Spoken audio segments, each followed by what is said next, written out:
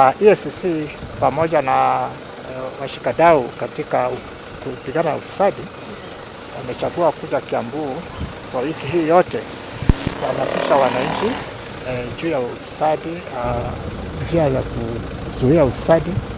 Lakini kushinda yote, nataka kusherehekea mwaka na ulimwengu wote vita dhidi ya ufisadi, the International Anti-Corruption Day.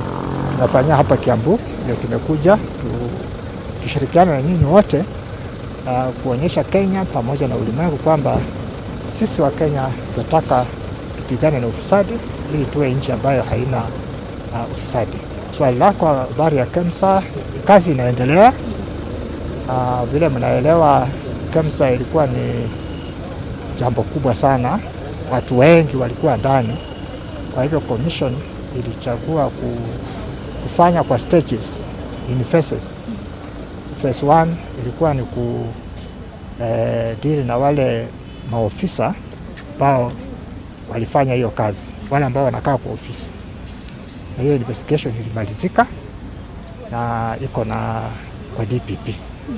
Sasa unajua sisi tukishamaliza yale yanayofuata sio kazi yetu sasa. Sasa yanaenda kwa DPP naye anaenda kwa court. Sasa hapo tunangojea.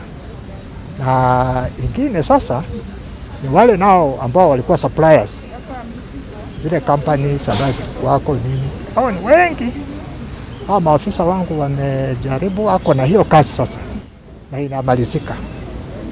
Ile naongea nafikiri iko tayari kampuni zote, lakini tumechagua kulingana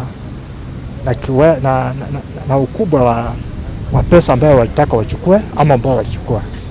Kwa hivyo investigation hiyo inaendelea.